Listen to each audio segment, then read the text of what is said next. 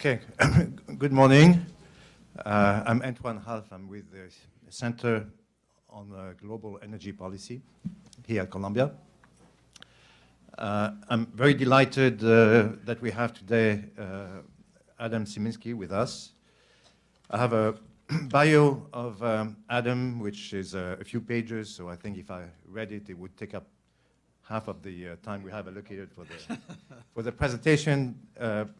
Just to present him in 2 words, I think he's a unique administrator for the EIA because he's, of all the administrators, and he's the 8th, he's the one that came to EIA with the most industry experience, the most economic experience, and also political experience. He was 15 years with Deutsche Bank, 10 years with NatWest before that. He's been involved in countless major projects, with the NPC, with the CSIS, with SICE, with others.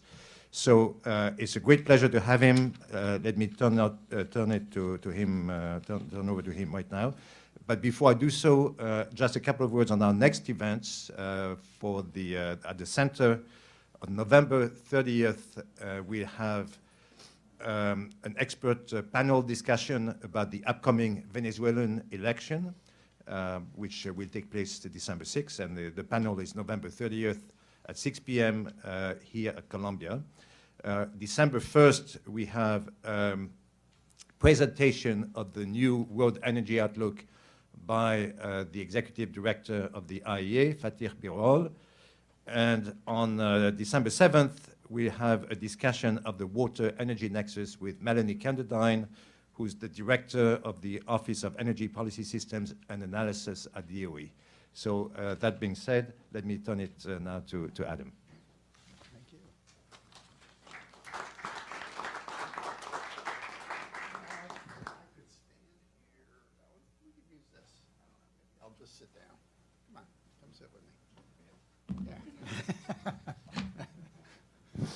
Okay, so the plans never always go exactly as you expect. It's always good to have plan B and plan C, but plan A is to go through these slides pretty quickly to allow as much time for question as we can. And so let's just do that. I always like to remind people what EIA's mission is. Mission really is to collect and analyze independent and nonpartisan energy data and make analysis from that. One of the interesting things about EIA is we do not send our reports anywhere else in Washington for approval. Not the Congress, not the White House, not other agencies. So that phrase, the buck stops at my desk. When I sign it, it goes out, and it keeps us on our toes because we don't want to get involved as directly as taking a side in a policy debate, but we do want to provide good information for policymakers to inform their decision making. This shows EIA's breakdown of users. A lot of people from the energy industry itself, but a lot from non-energy industries as well. Just as an example, one of the biggest hits that we get on our website is Monday afternoons when we publish our gasoline and diesel fuel prices, and trucking companies want to come in and see what the diesel fuel prices are because they use that for rate setting. And I think it's just kind of an interesting example. Lots of people from academia and the financial community, so New York.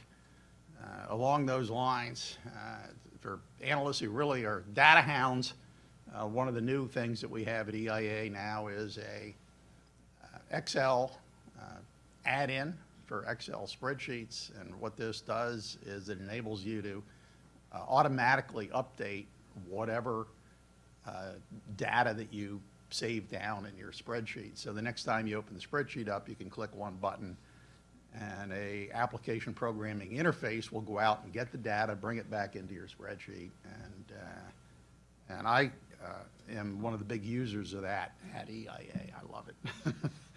So this is a group that probably is pretty familiar with energy, but I always like to remind people in the United States that despite the fact that renewables are growing very rapidly, oil is still the predominant fuel on the supply side in the United States, and mainly because of its tremendous use in transportation. So what we show on the left-hand side of this graph is what the fuels are used in the U.S., and on the right-hand side, where they go.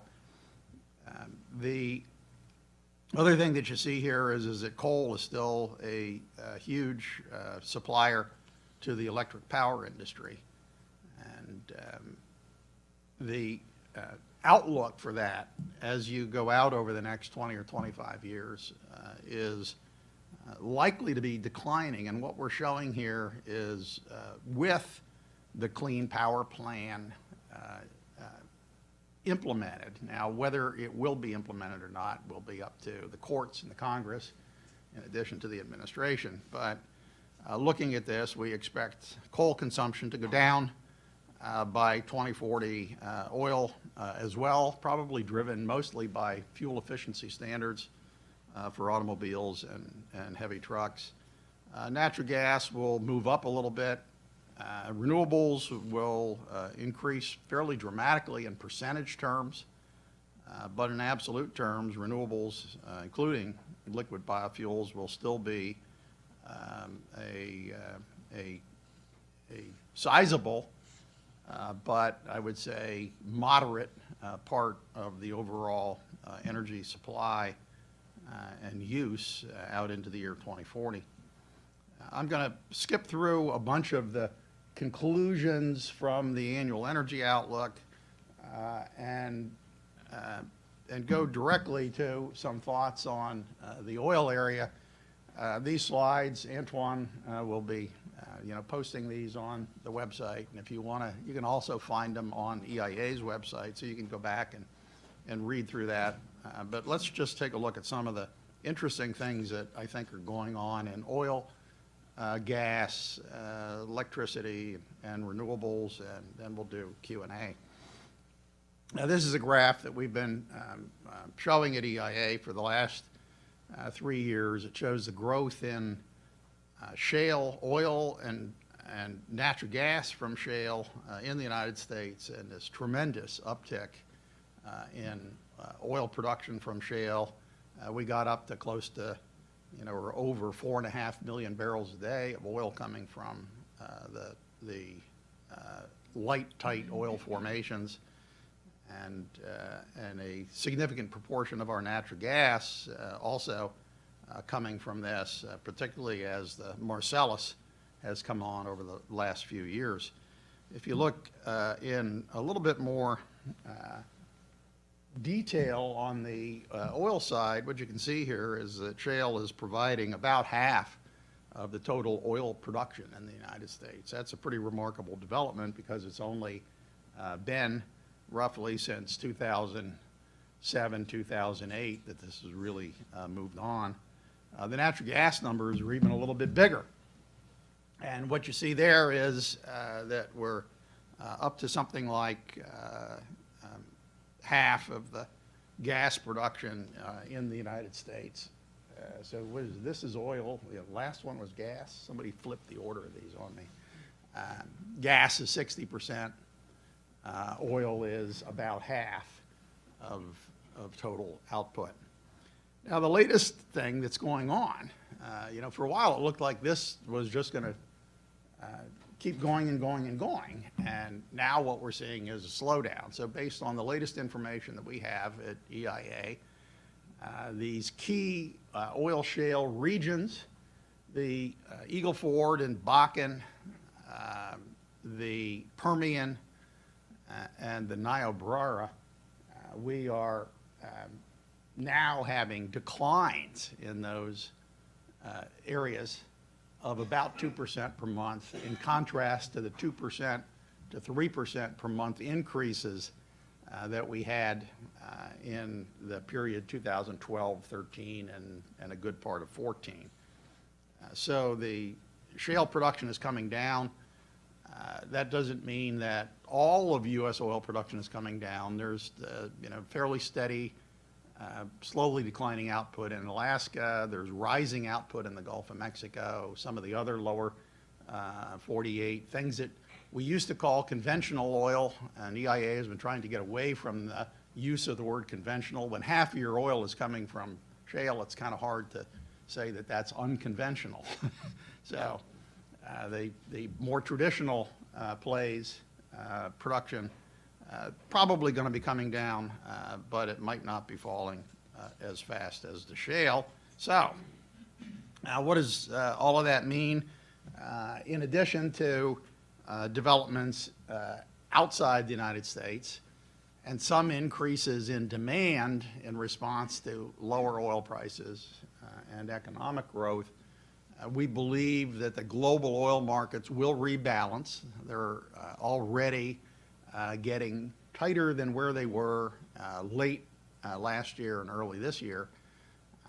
But the surplus of supply over demand actually continues out into 2016. But the rate of growth in inventory building is slowing down pretty dramatically as you go out into 2016. So we think by the second half of 2016, the markets should be firmer than where they are now.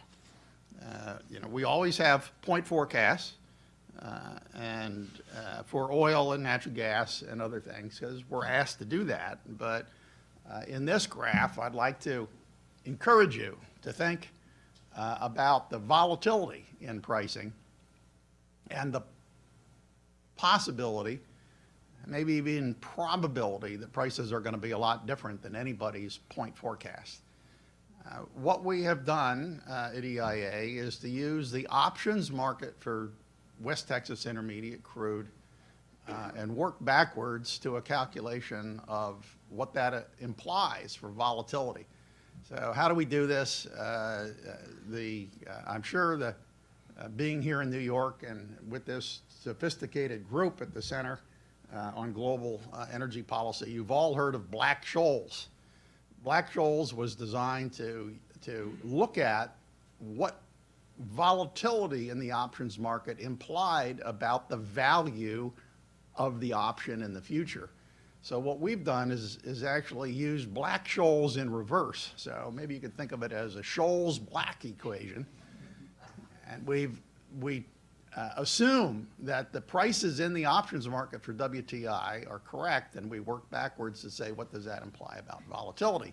Well, here's a absolutely stunning conclusion for you. To have a 95% confidence range for crude oil over the next year or so, prices could be anywhere between $25 a barrel and $100 a barrel. So I'm really nailing it down for you. Well, keep in mind that this is not in a sense, a supply-demand model at EIA. It's not a consensus survey of oil analysts.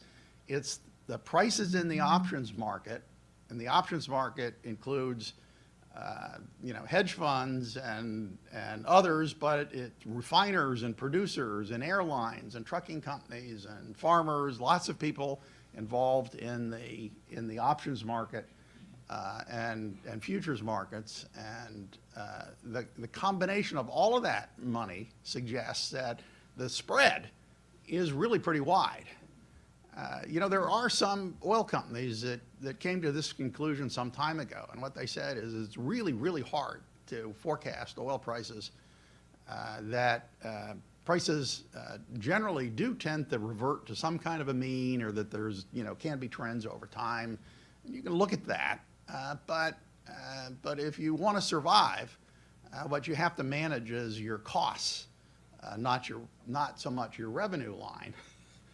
Right? So if you manage your costs, what that means is that somebody else will go out of business before you do in a period of low oil prices. So you survive, and maybe if you have a strong balance sheet, you can use your balance sheet to acquire somebody else's assets at a discounted price to then continue on in the business. And I think that thinking about managing the cost side of the equation is probably really good advice, not just for people who are in the oil and gas business as producers, but for state and national governments who rely on oil and natural gas revenues as tax revenues as a source of income for the states.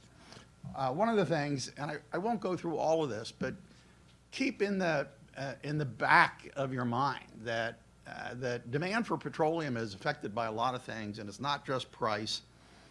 Fuel subsidies, particularly in places like the Middle East and Asia, environmental policies, domestic security policies, changes in the structure of vehicle ownership and the kinds of fuels that are going to be used in vehicles, the increasing, I would say, interest in electric vehicles, all of that, and particularly things like changes in fuel efficiency standards can make a huge difference to the outlook. EIA is also trying to do some work on the demographics surrounding fuel consumption in the transportation side, particularly for automobiles. Younger people are not getting their licenses at as early an age as happened 40 or 50 years ago. You know, the analogy, it might not be a perfect one, is that if you don't learn to ride a bicycle by the time you're, you know, about 8 or 9 years old, you might never get on a bicycle. And so one of the interesting questions is, if young people don't get licenses at an early age, will they just decide that Uber is a better solution to urban transportation than having a driver's license? Geopolitics is always an issue. This is EIA's forecast for the return of Iran to the oil markets, with the assumption that the negotiations and compliance with the sanctions will come off as they were intended to. What that suggests to us is sometime in the spring of next year, we will begin to see Iranian oil come back into the markets. I would say that at a minimum, 500,000 barrels a day, and you know, perhaps as much as 1 million barrels a day, and that doesn't even include the oil that's in storage that could come at different times. So one of the things to keep in mind here is that with global oil demand rising by at least 1 million barrels a day, maybe a little bit more than that, Iran's return to the oil markets by the end of 2016 could absorb a good part of the growth in oil demand in the second half of 2016, not leaving a lot of market share for anybody else. And that seems to me to have geopolitical implications that a lot of countries would be interested in.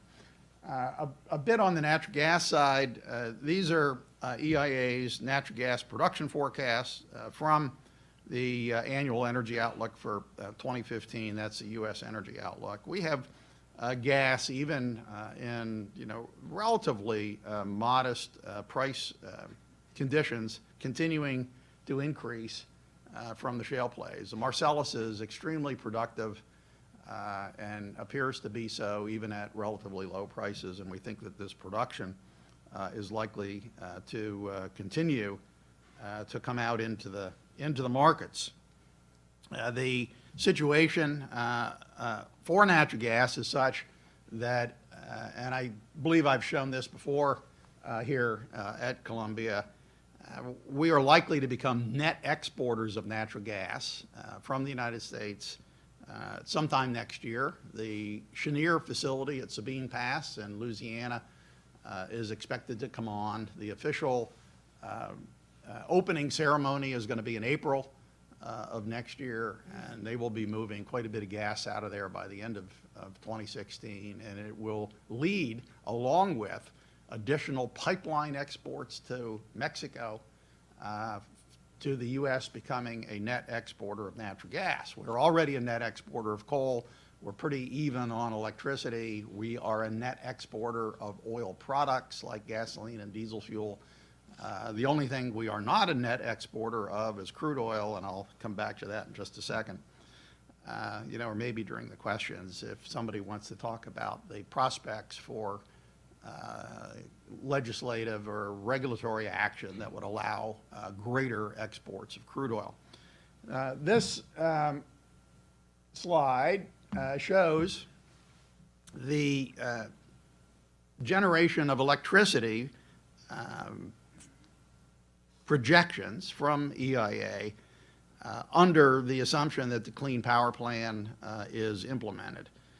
What we expect in that circumstance is a significant increase in electricity generation from renewables, mostly at the expense of coal. And we think that in the near term, natural gas will still play a pretty strong role. Capital costs are low, operating costs are low, and gas can be used as dispatchable baseload power, and much easier than you can do that with solar and wind. So from that standpoint, we expect gas to gain market share in the very near term out to 2020, maybe even into 2025. But after that, the growth in renewables should pick up considerably. We have nuclear coming off a little bit. You know, again, unless we see a breakthrough in technology or the cost structure of building nuclear power plants, we might not get as much. One thing to keep in mind is that very big capital-intensive projects like nuclear power plants are very sensitive to discount rate assumptions and the costs of the big machinery and equipment that goes into nuclear power facilities. And the trends there have actually been fairly favorable to nuclear power over the past couple of years. That is, to the extent that people begin to believe that we might see interest rates lower for longer, and that the slowdown in a little bit of a slowdown in global economic growth would lead to lower overall costs of capital equipment. That could lead to somewhat higher forecasts for nuclear than you see in that graph. Let me then switch quickly to some thoughts on renewables. And here, what we're showing on the left-hand side is renewable energy consumption by source, and on the right-hand side, where that renewable power goes on the right-hand side. So on the left-hand side, still a lot of renewables coming from wood. A lot of that is industrial uses and pelletized wood, not the wood you're burning in your fireplace. Hydroelectricity, a big chunk of this. That green bit is the growth that we've seen over the past 10 years or so in wind. The lighter tan, pinkish, or tan, I guess, on the left-hand side here is biofuels. If you look on the right-hand side, you know, where is most of this going? Industrial sector and electric power sector are the big users of renewables. We have most of those biofuels, of course, going into transportation.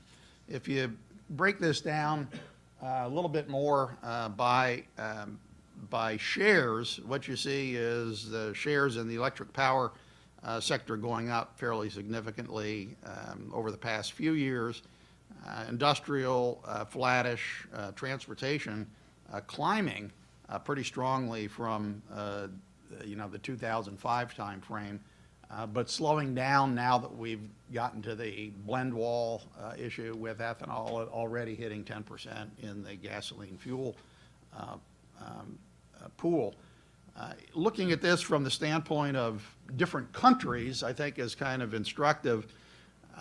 China is a leading producer of renewable energy on a global basis.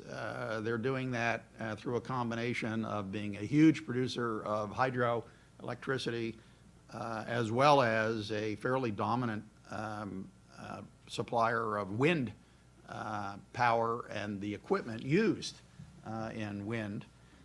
We're starting to see some of that, of course, in the solar area too. The United States still a big chunk of hydropower, wind, and solar, with EIA's expectation that that solar number will grow fairly significantly over the course of the next few years.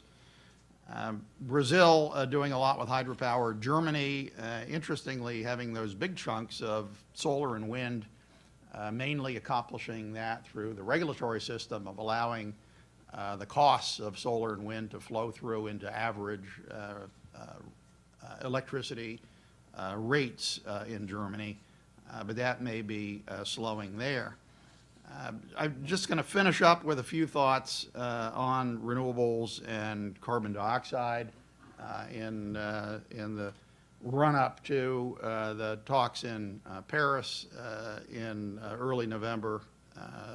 This is going to be on a lot of people's minds. Well, first of all, this is world energy consumption by fuel, and in our base case forecast, which is mostly with existing law and regulation, oil still is going to be the dominant supplier of fuel across the next 20 or 25 years.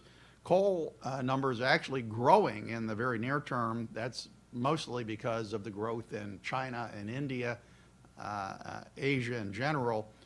That should slow down as you get out into the period after 2030, as the economy in China begins to make a transition from a growing industrial power to a growing consumer power. Natural gas going up, renewables going up, even nuclear growing.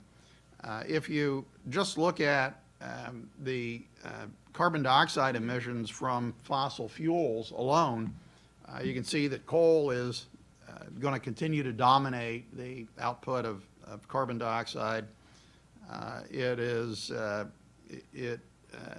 again suggests that the need for some kind of global approach to management of carbon dioxide is going to be very important, given the use of coal for electricity in developing nations.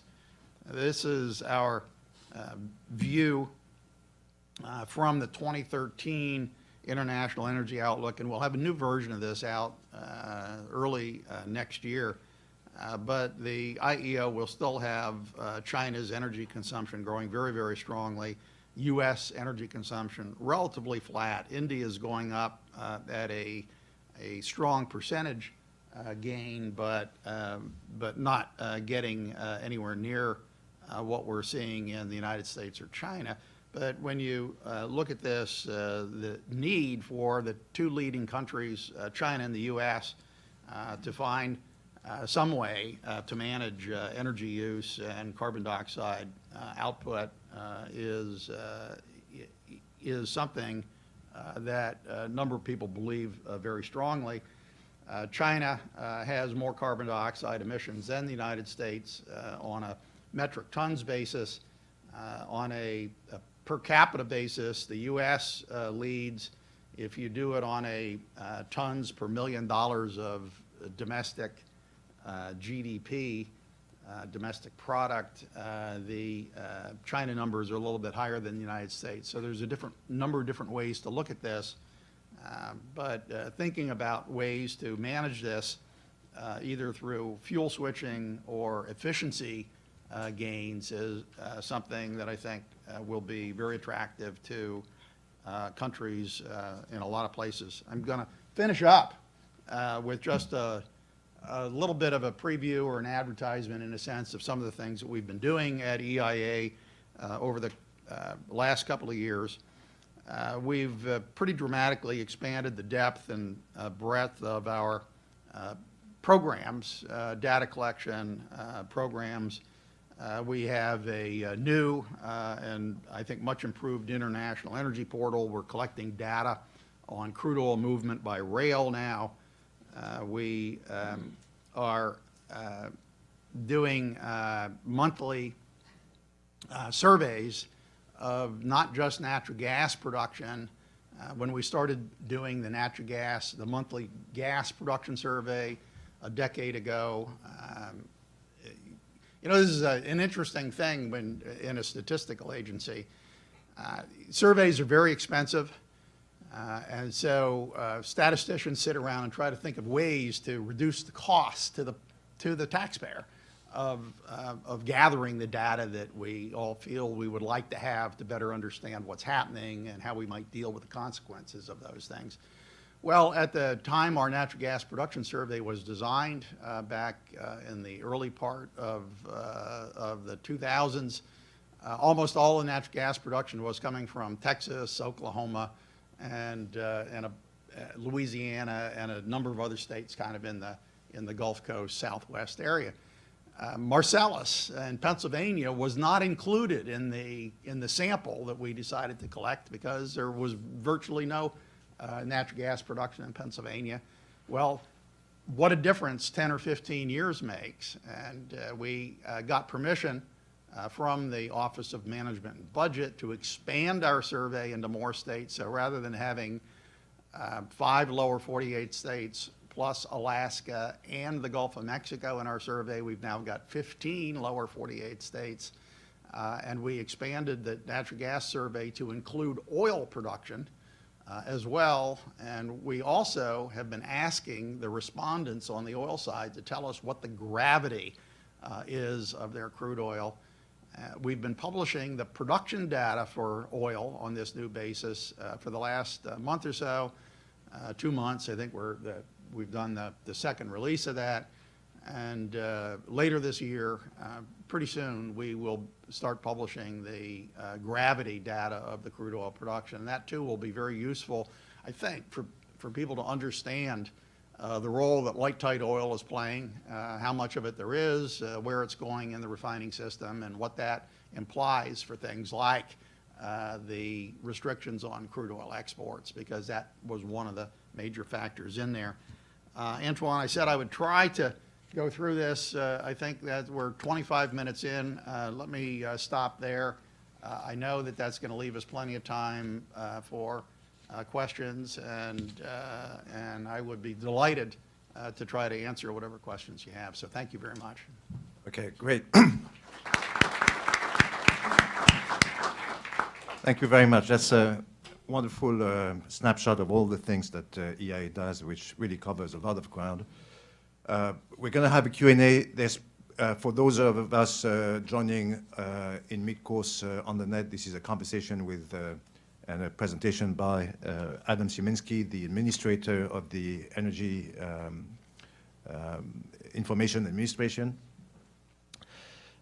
What strikes me is that since you've become the administrator back in 2012, the market really has gone through a major transformation with the surge in shale production, both on the oil side and the gas side, the collapse in prices, the change in OPEC.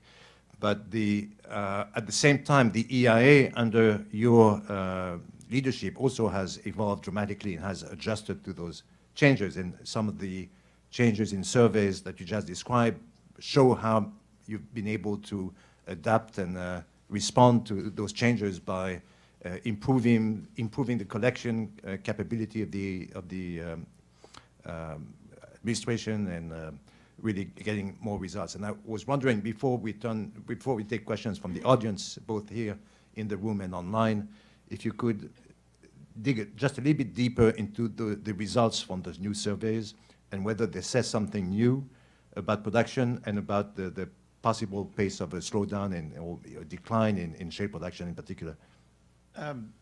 Antoine, there's a couple of ways that we're trying to track this. What's happening, obviously, is happening very fast. The drop in prices from essentially the summer of 2014 to now has been very rapid. We were chatting ahead of the meeting here, Antoine, and I want to be very clear. This drop in prices is not unprecedented. You sometimes see comments like that in the press. In my career, following the energy area, which started in the early 1970s, I've been through 6 big price decreases and 5 big price rises. And I kind of think the law of large numbers works, and that we're likely to see another increase at some point. This growth in oil production, and you saw the trends on that one slide showing the growth by fields, big fields in tight gas and shale oil production was very, very rapid. And I think what EIA was able to do was to begin to try to track that through something called our drilling productivity report. We decided that we could look at the trends in rig counts, the productivity per rig and the productivity per well, and make some very near-term forecasts so that we would have a better idea of what current and 1 month out oil and gas production would be from these big areas. So the big areas, again, and when you think about this, it's the Eagle Ford and Permian in Texas, the Niobrara in Colorado, the Bakken in North Dakota, the Haynesville in Louisiana, and the Marcellus in Pennsylvania, along with the Utica, which is kind of Pennsylvania and into Ohio. And using those major fields where most of the change in both oil and gas production has been coming from over the last several years, it's like 95% of the growth is coming from these areas. So you have a limited number of places that you have to follow. We can look at those. We can look at what's happening with the rigs and the wells and make a pretty good estimate of what production is. And having an estimate of what production is very valuable when you're trying to understand the question that you raised. Back in earlier this year, what we said was that based on the drilling productivity report, we thought that production would actually start to decline for oil in these areas in April, and it did. I mean, it was April, May, and EIA was pretty early on saying that it was declining. Now, we actually thought it would come off, continue to come off. I think we were pretty good at tracking that. There were other people that said, well, it was going to come off really quickly. We had it coming off a bit more slowly.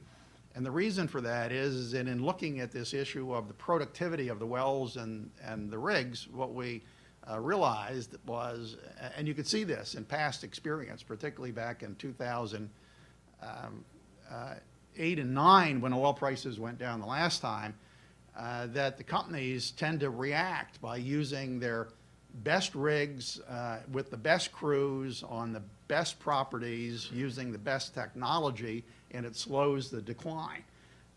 And we kind of built that assumption into our forecast. But there's no question now that oil production is from these shale fields that have supplied most of the growth are headed down. That is what ultimately, Antoine, will lead to that and changes elsewhere. As I said, a little bit more demand. One of the other things that we have tried to do is to use outside sources of data when we can do it, whether it's data from other data suppliers or administrative data from other federal or state agencies, that sort of thing. But we have been comparing gasoline consumption data from the MasterCard survey to some of EIA's numbers, and one of our conclusions is it's very possible that when the final EIA numbers come in, that we might see that gasoline consumption was 100 or 200,000 barrels a day higher across the summer months than in the lagged data that we have from our other surveys. One of the things that I think I take away from that, and let me stop on this, is that demand is definitely responding to lower prices and better employment and so on in the United States. But 100 to 200,000 barrels a day more is not enough to rebalance the global oil markets. The global oil markets were out of balance by 2 million barrels a day, and it's going to take a combination of some improvements on the demand side, but bigger changes on the supply side to rebalance the markets. Okay. Any question from the audience? If you have a question, please. There is a microphone here that we would like you to use. And come on, there's a Starbucks card for whoever asked the first question. We're the students here. This is not available for, this would be for a student question. Okay, we have a question from Twitter. And the question is from Haik Engeratz, what are the EIA assumptions of Iran implementation there based on? So, EIA assumptions for, Iran. Iran's, what we have looked at, so the question is, we have 600,000 barrels a day of Iranian oil coming back gradually from the spring of next year to the end of next year. What do we base that on? Largely what we base that on is how much Iranian oil went off the market over the past couple of years, we think because of the sanctions. We adjust that number for some natural field declines, and so what we're saying in a sense is that there was not a permanent loss of Iraqi production. The sanctions had an impact on Iran, and if the sanctions are removed, the Iranian production should come back on. Let me add to that longer term, what happens to Iranian production is still something I think that's very much an unknown. And the reason for thinking about Iranian oil production in the long term is resource base there is fairly strong, but the conditions that companies, foreign capital would have in returning to Iran still somewhat of a black box. I was in Iran about 10 years ago, and the big topic of the conference that I attended was Iran's efforts to change contract terms to make it more attractive for foreign companies to operate in Iran. And I don't think a lot has happened in the past 10 years, and so Iran will have to, I think, do more there to become competitive in the global markets in order to boost those numbers beyond getting back what fell off over the past couple of years. So there are efforts underway in Iran to do that. They've had meetings in Tehran and London and elsewhere to try to encourage companies to come back. But I think we'll have to wait and see how that really works out. Any question from from the room or from Twitter? Okay. A Twitter question. Another Twitter question. So from Ram Prasad. So the question is about the cost of renewables. What is it, I guess, and how can it be reduced? Right. So what's happening with the cost on the renewable side, and what kinds of things could happen there? Well, one of the things that we'll be explaining in a little bit more detail, because we're working on an internal report that looks at EIA's forecast for renewables against some of the other forecasts that have come out. We're looking back 5 years and looking forward. EIA has been criticized from time to time for underestimating renewables. And this brings me back to this point of EIA being a statistical agency and wanting to do things to show our reference case on the basis of existing law and regulation. Existing law for solar and wind in particular often has the tax credits associated with those energy sources expiring. And it's not EIA's role to say, we don't believe that the laws will expire as Congress has written it.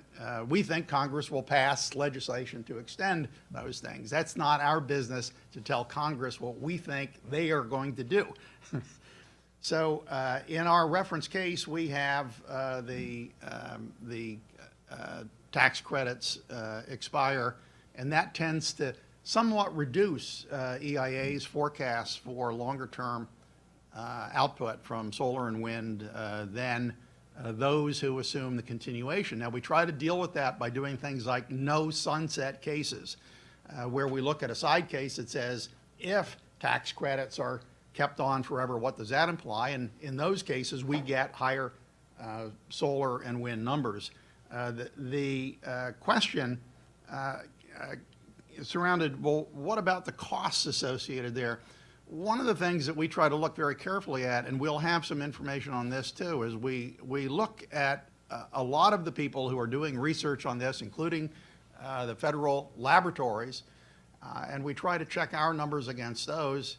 The improvements that we've seen in wind power costs have been very dramatic over the last few years. Solar is making tremendous progress, and there's more room for progress on solar. So there's a lot of room, I think, for improvements in how efficient solar panels are and what the cost of manufacturing solar panels will be. That could drive things down. The other thing that is kind of an unknown, and EIA does not do a fantastic job at this any more than anybody else does, is technological breakthroughs. If we get a technological breakthrough in batteries, it would make a huge difference to the uptake in wind and solar, because those are variable sources of power. You don't have wind is much stronger at night in most locations than it is during the day. If you had some way to store the power that you were generating at night so that you could deliver it in the day, it would pretty dramatically improve the economics of wind, and you could say the same thing about solar. So we're looking at all of that and the possibilities that the technology will improve is in there. It would make a difference, obviously, as would how we look at this through our reference case and side cases. One of the things that will help align EIA's reference case with outcomes is if the Clean Power Plan becomes a regulation, the Clean Power Plan will make more of a difference, I think, than will make a significant difference relative to the tax credits, and that will lead to more of an alignment between EIAs and outside forecasts in reference cases. Okay, there's a question in the back. If you can state your name and your present.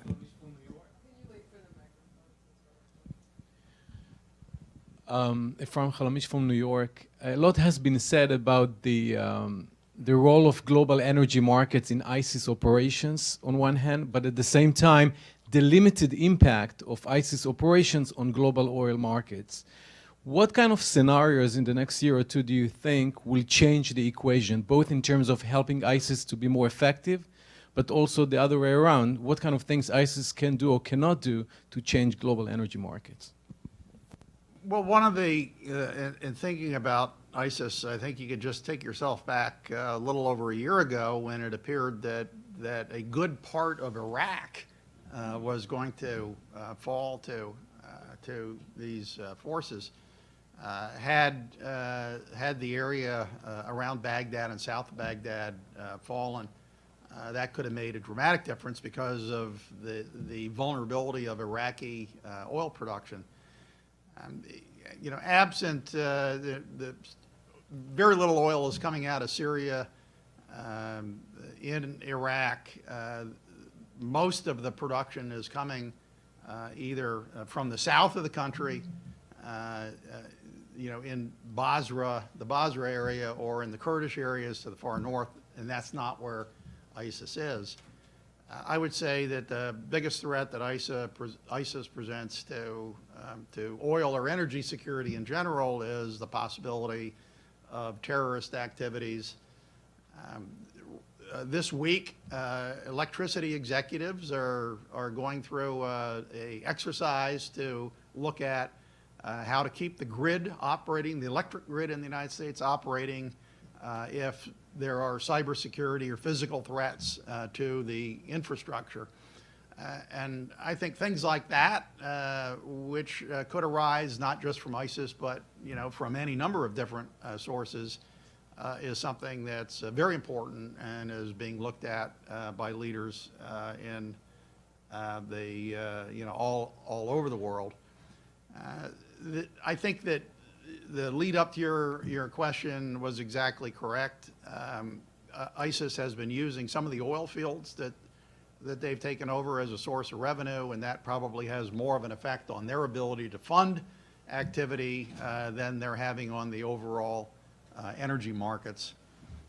Last comment is EIA has actually been tracking for some time now the outages in oil production. The things like Libya, Yemen, Syria, the declines or outages that have occurred in places like Iran, Iraq, Nigeria, Venezuela, and elsewhere. And there's still quite a bit of oil around the world that's off the markets that could at some point come back on if political settlements were reached and social order was restored in these countries. Sudan is a good example. There's probably 500,000 barrels a day of oil that could come back in that region if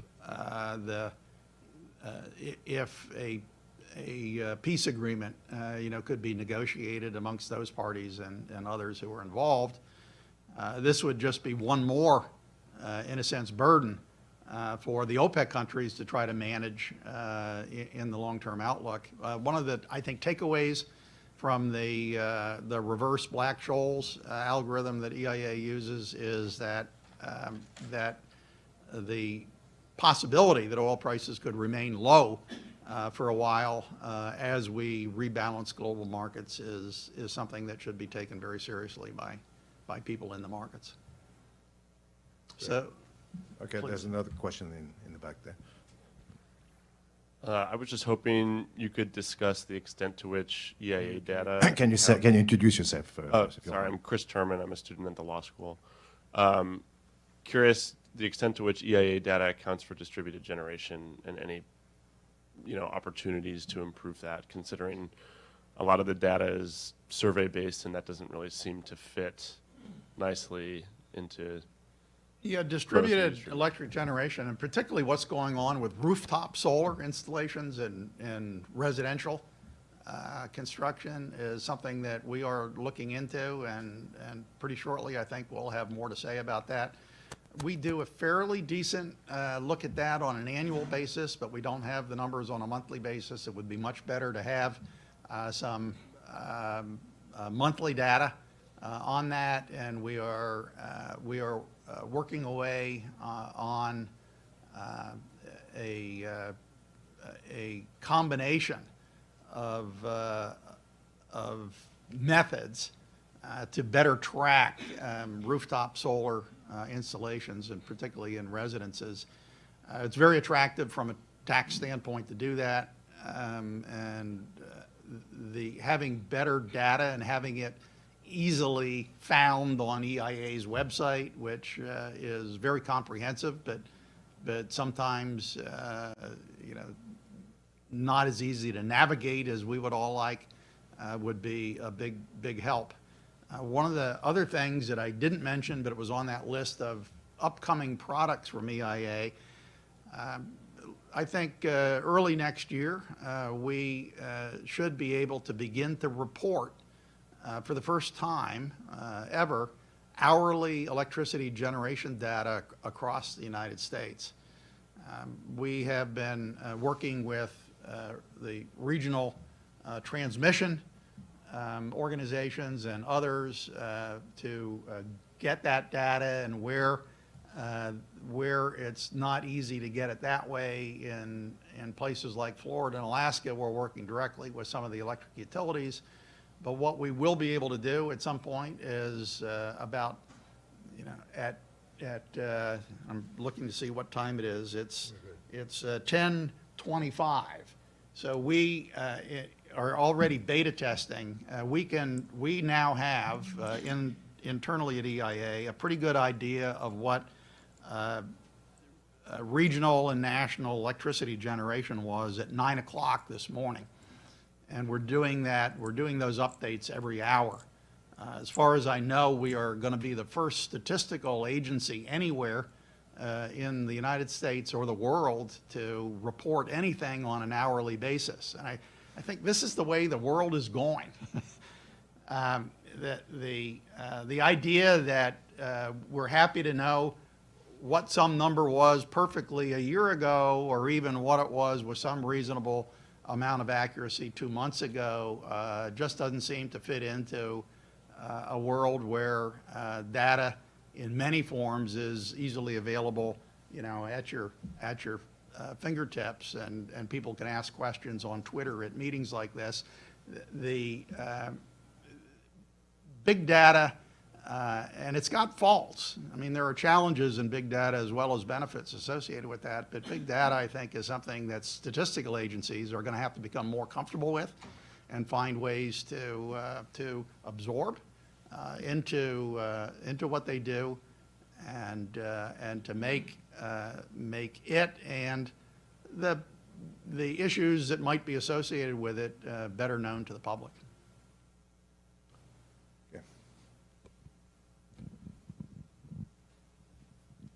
Yes, my name is P.R. Panigrahi. I'm an energy investor with Sugular Gov, investment firm based in the city. Okay. Question regarding the production. OPEC has been producing, what, 1.5 million barrels a day more than what it did at the time of the price fall, right? Right. Question Most for of you. that increase has been in Iraq and Saudi Arabia, And that's not even including Iran, which you said could be which could be coming in 2016. correct. Right. So what amount of spare capacity still exists in OPEC that they're not currently producing, and how does that factor into your thesis that 2016 year end we could see some tightening in the supply-demand balance? EIA, and we have this data on our website so you can go and see it, has been tracking spare capacity for quite a while. And the International Energy Agency in Paris looks at this as well. To answer that question, I think you get into kind of definitional issues in addition to what the data points are, you know, looking back and now and in the forward. Just from a pure number standpoint, spare capacity within the OPEC countries is fairly low. It's close to 1.5 million barrels a day. There have been times when that number was 5 million barrels a day, 6, 7, 8 million barrels a day.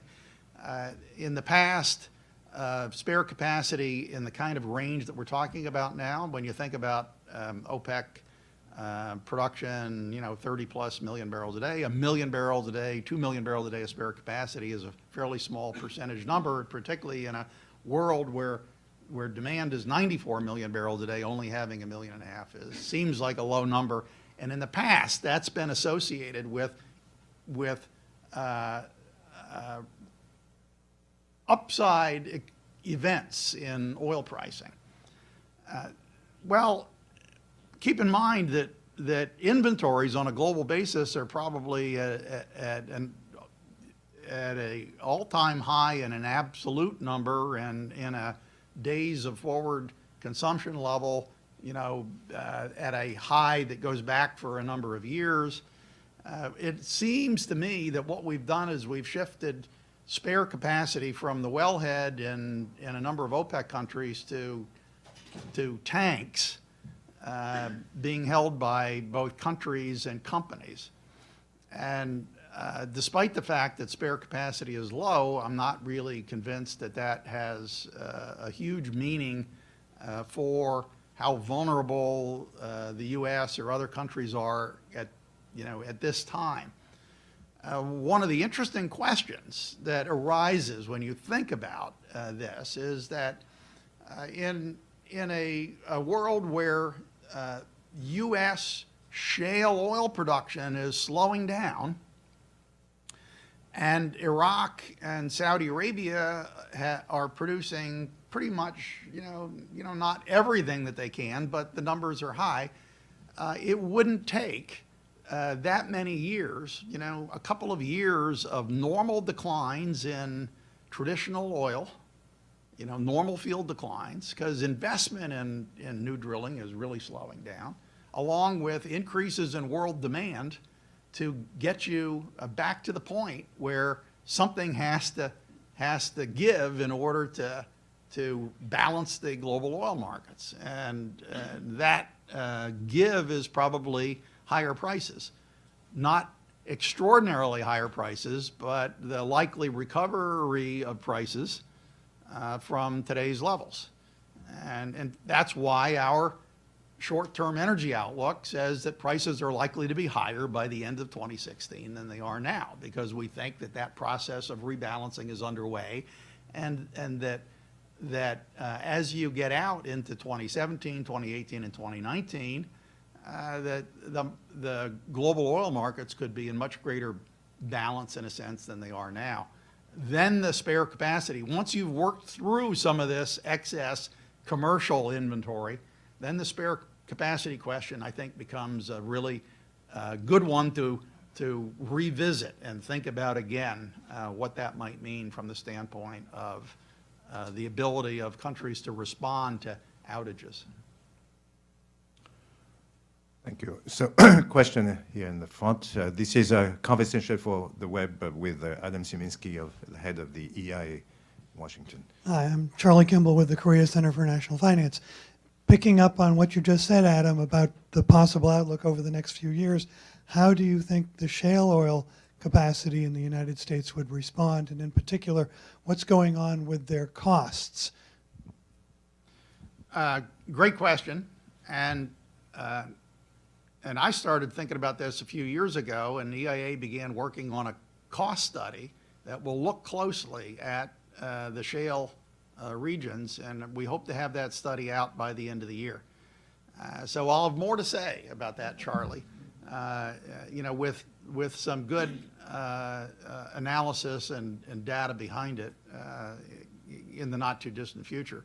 But let me just comment in general on what's been going on. As I mentioned, the reaction in industry to the drop in prices for both oil and natural gas has been to reduce the rig count, so they're slowing down drilling, but to use the best rigs and the best crews and the core properties with really good technology to try to manage their cost structure, and they've done that. There are wells that are being drilled but not completed. Completion, in this case, I'll kind of define as the well has been drilled but it hasn't been hydraulically fractured. Well, fracturing can happen a lot faster than drilling, generally. So what that might mean is if prices do begin to recover, what we might see is a pickup in completions of wells and the production that comes from those that we could hope would tend to reduce the volatility in pricing that a lot of people don't like to see. The cost issue, I hear that a lot. What's the break-even cost of shale oil wells? I used to try to answer that off the cuff, based on some EIA work and contacts that I still have in the industry and financial community where they look at that. And I remember a year and a half ago saying that number was probably something with a 6 on it, in the 60s. Well, I think there are a lot of people that now believe that the break-even cost for shale is lower than $65, that it might be $50 a barrel. Now, how long you can actually keep going at that rate, or whether that only applies to these core areas that are being drilled now, and then if the prices go up and we begin to expand out of the core areas and you begin to bring the less efficient rigs and the crews that don't have as much experience back on, costs could rise. I think that a number of longer-term models suggest that prices really might have to get back up into the 70s at some point, as we get out towards 2020, in order to get enough production globally from both shale and the non-shale areas to meet the growth in global oil demand. And that's why the earlier question about spare capacity and my add to that of, well, what are the inventory levels becomes, I think, a more crucial kind of calculation that we might be doing in the period after 2016. Yes, sir. Garfield Miller from Aegis Energy Advisors. In your remarks, you suggested that the demand response to lower oil prices has, particularly for transportation demand, has been somewhat muted. In the EIA's forecasting for projecting transportation demand, are you finding that that's the case? That the oil prices there's much more supply elasticity than there is demand elasticity? Yeah, so let me just start with the last bit first. I think that if you look at the current imbalance in the global markets, it's more likely to be solved on the supply side than it is on the demand side. It would just take too long, in a sense, for demand to grow into the level of supply that we had in 2014.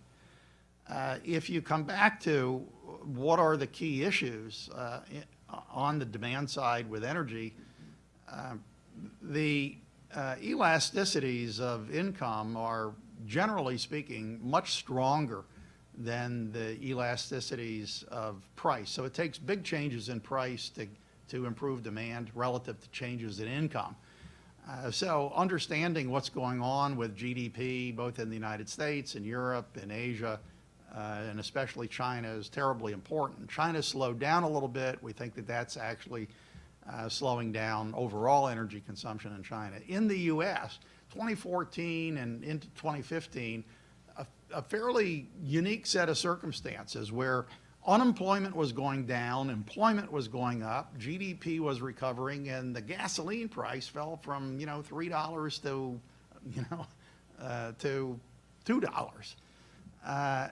All of those things were dramatically, I think, pushing on gasoline consumption, and across the summer, I think that we did see a pickup in gasoline demand. Some of that is still continuing. Well, if you say, well, what will the situation be in 2016? Well, we think that oil prices are getting closer to a bottom. I mean, there's still the possibility they could go lower, yes, but the central case is that we're nearing a bottom in prices, and prices go back up again. And GDP, although it's continuing to increase, in many countries around the world, it's not growing super strong. And what that suggests to us is that on the demand side, we will, settle back down into a pattern that looks, more average than above average. So then you're back to these questions of well, what's going to happen with production in places like Iraq and Iran and Saudi Arabia and the shale oil in the U.S. That will drive things. And then you have the geopolitical issues. One thing to keep in mind is there's still quite a bit of oil production in Venezuela. The United States is still importing a lot of oil from Venezuela. It's 800,000 barrels a day or so. And the possibility for social upheaval in Venezuela on the basis of a very difficult economic situation, inflation, shortages of goods and so on, is something that I think policy makers need to watch very carefully. Do you have any other questions, either in the room or on Twitter? So, You're not going to let me off the hook. We're not going to end there. not quite. We could keep on for a long time. There's many questions I would like to push you on and make you dig in a bit more. But looking at all the things that you cover, it's really quite impressive: electricity, gas, oil, supply, demand, costs.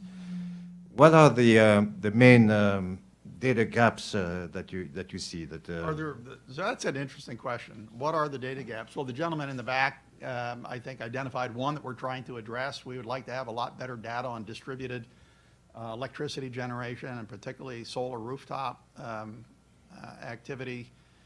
I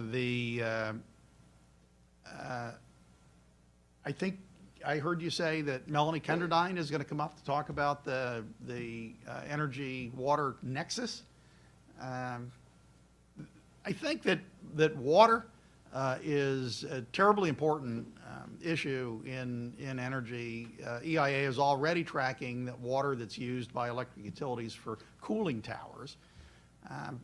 But knowing how much water is being used in hydraulic fracturing and what the flowback rates are, knowing how much energy is used to treat water, whether to make it safe to drink or treating sewage, is something that we have not been doing a whole lot on, and I think it would be a worthwhile thing to do. It would add to our knowledge of sort of industrial electricity uses, because it's mostly electricity that's used in water treatment. Knowing more about that, I think Antoine would probably be useful to policymakers and would be a good add into EIA's numbers. I'm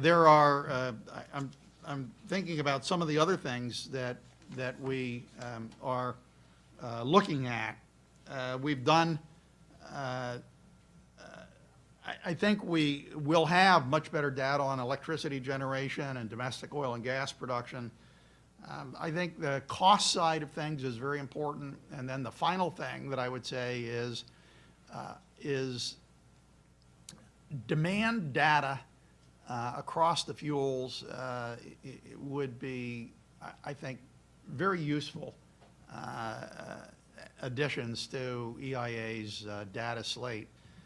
We do not have very good information on jet fuel consumption in the U.S. We kind of arrive at that it's like what's left over after you account for everything else way. And I think knowing more directly what jet fuel consumption is would be a good thing at the end use level.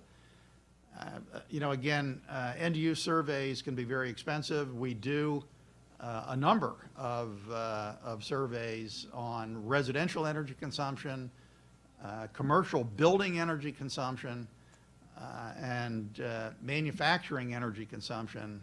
Our commercial building energy consumption survey and our residential energy consumption survey, because it involves putting armies of note takers, out there, are very expensive, and we are looking for ways to use the information technology to lower the costs associated with doing that. We've had some interesting success in trials in a few cities in better ways of collecting residential energy consumption data. What we found is younger, apartment dwellers and homeowners seem to be pretty willing to answer questions sent to them in a web survey, and that is much less costly to the American public than sending census takers out into the field. And we're going to try to run these things in parallel, and then make sure that the data is that we're getting is good. And when we are convinced, I think we're going to be able to drop some of the more expensive ways that we collect that and look for cheaper ways. I hear interesting things all the time. It's not the Energy Information Administration, but there are parts of the government that do estimates for crops. How much wheat is going to be harvested, how much corn will be harvested, and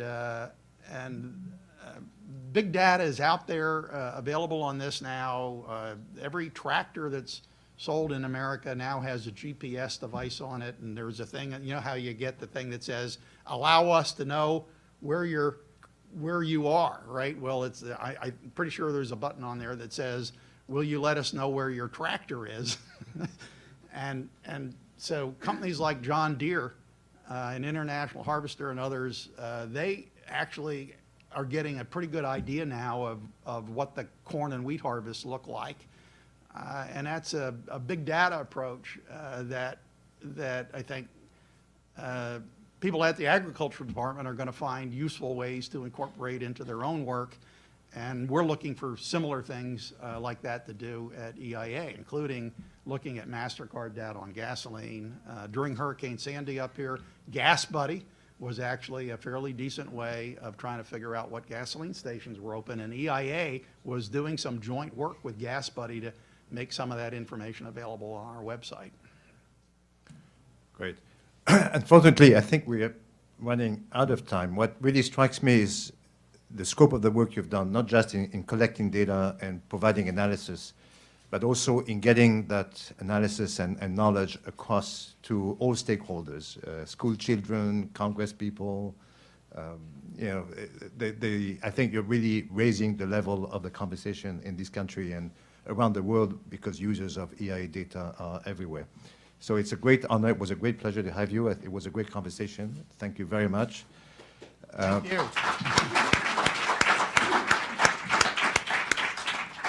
And let me just remind it. It is much better. It's getting more user-friendly, and it's really much better. Well, so the comment, if anybody couldn't hear it, was, well, it really is getting better.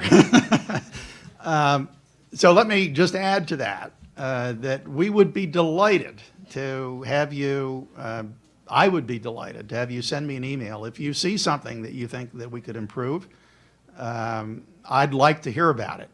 Because we have very creative people at EIA, very dedicated public servants who are actually trying to do things better. And oftentimes, it's people outside of EIA and outside of Washington who see the need for data or who understand how things could be improved. And we're very open to hearing from you on those issues. So thank you for your comment. I would also add, at the time of the sequester, when you guys were down, it was a huge gap. Because I use EIA every day. That period when you guys were not refreshing, Well, we're delighted at EIA that we and other agencies have a budget, and things look pretty good, I think, for that continuing.